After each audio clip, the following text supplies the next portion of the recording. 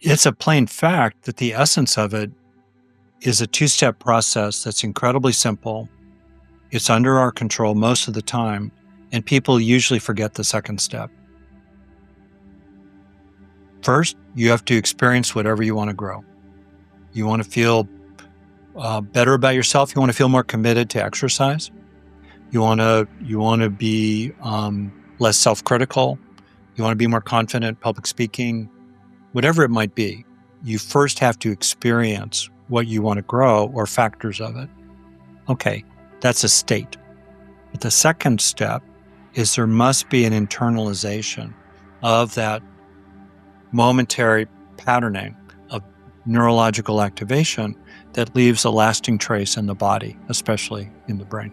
That's the second step. But if people actually engage that second step a handful of times every day, for typically a breath or two, maybe longer, then they are steepening their growth curve and influencing in lasting ways who they're becoming. And so anyway, people can appreciate that it's a two-step process, state to trait, and you actually have the power to slow down and take in the good, as it were, of that experience. Keep the neurons firing together so they wire together. Feel it in your body. Track the reward value of the experience. Right there are 3 neurologically based, evidence-based methods for heightening internalization of whatever you want to develop in yourself.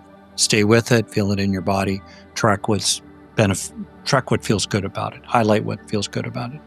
And there are other methods as well, like be aware of what's novel about it or salient, personally relevant, give over to it, allow yourself to receive it, feel like it's sinking in. These are all evidence-based factors that increase learning. But in the moment,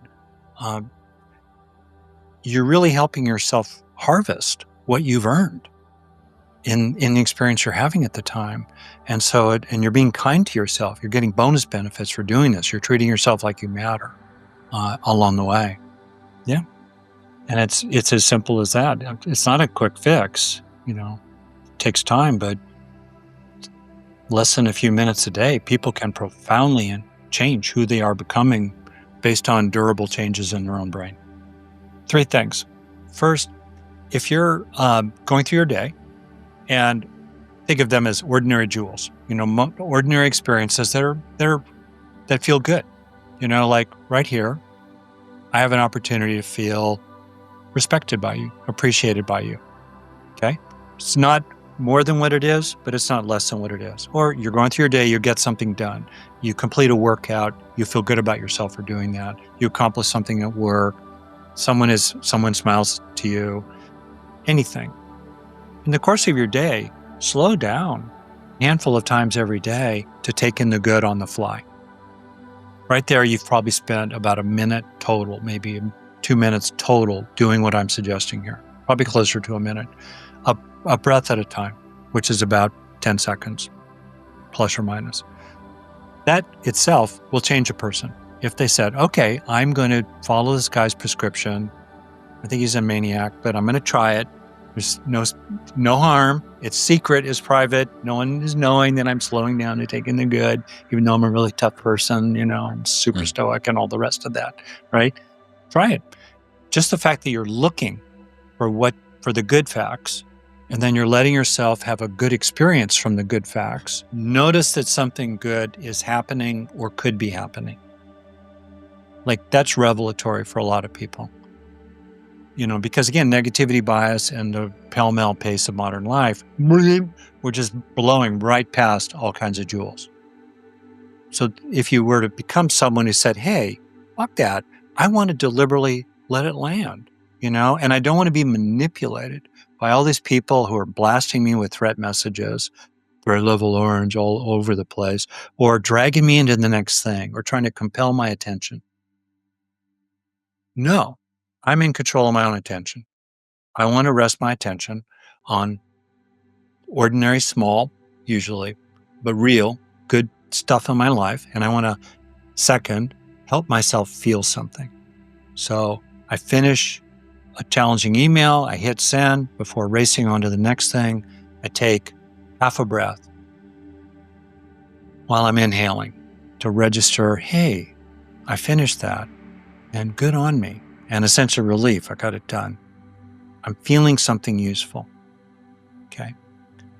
Additionally, the longer you stay with that experience, half a breath. Now, a few seconds have ticked by. Neurons typically are firing 5 to 100 times a second. Giant coalitions of neurons in the brain are synchronized in their firing, 5 to 80 times a second.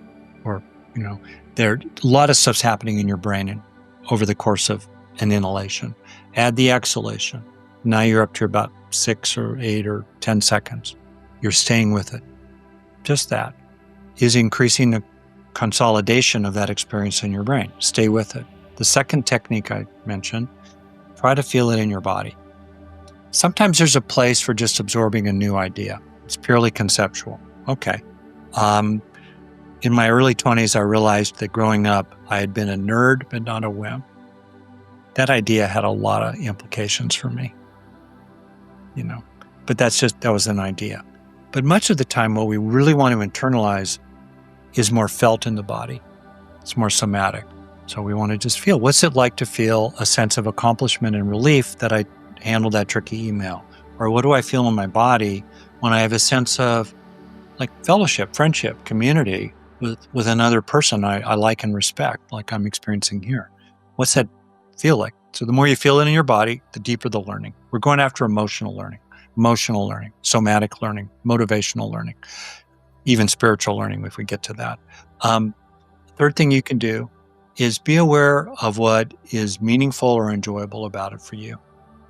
Because as soon as you track the reward, as soon as you highlight the reward value of an experience, technically, it increases activity of dopamine and norepinephrine, two neurochemical systems in your hippocampus, which is the front end of the process of emotional learning in your brain.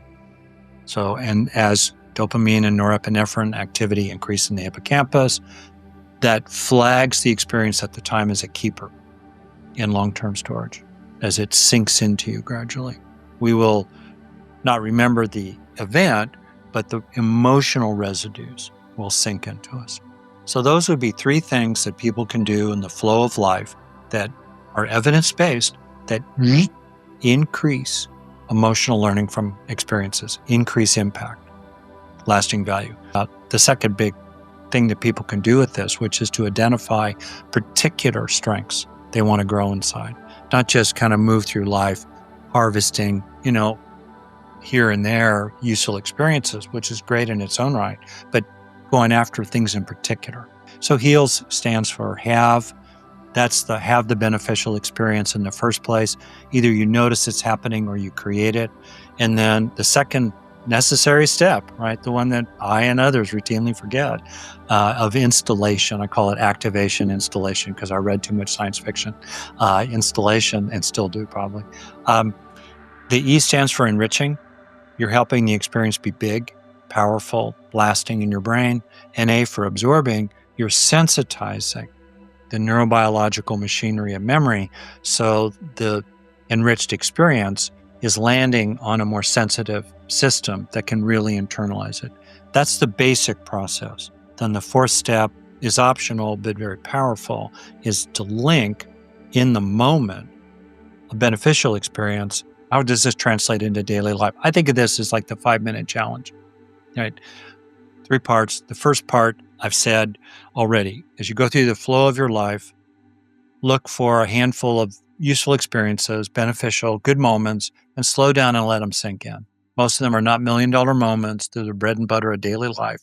But if you start looking for them and taking them in, that will change your day alone. And you've only spent a minute doing that. Distributed over the course of your day. Second, what do you want to grow more inside? What would make a big difference if it were more present in your mind? There are these 4 questions, Chris, that routinely clinicians should think about and people can think about in daily life. What's your challenge? What's a challenge? Especially what's the experience of it inside you, right? Then second, the money question. What would help if it were more present in your mind? What are the specific inner resources, inner strengths that are matched to the challenges you have? And as you know from Hardwiring Happiness, I think of challenges in a certain framework relating to the evolution of the brain, or 3 basic needs for safety, satisfaction, and connection, and what are the strengths that are specifically matched to those particular challenges. A lot of it is just, what does your heart long for? Or when you were growing up, what would have made all the difference in the world? That identifies, okay, now that you know what you're trying to grow, 1 or 2 key things. Look for ways to, step 1, experience it or factors of it, and second, slow down and really take it in. That might take another minute a day. That's the second aspect of my 5-minute challenge. And then last, if people are real about it, at some point in your day, maybe part of your meditation, maybe when you first wake up or go to sleep, marinate in what I call deep green. The natural setting of our species and mammals in general, it's why zebras don't get ulcers, Sapolsky's wonderful book on stress. The natural setting, when we feel that needs are met enough in the moment, is the body settles down in its equilibrium state, in which it's undisturbed, and the mind is saturated in terms of our 3 needs with a broad sense of peacefulness, contentment, and love related to safety, satisfaction, connection. Whatever for you feels like a kind of homecoming to your natural state, a sense of your own inner goodness, deliberately take 1 to 3 minutes to just marinate in it every day. Just help yourself come home to it, help it land, sink in, stabilize, and establish itself in you. And give it 1 minute to 3 every day.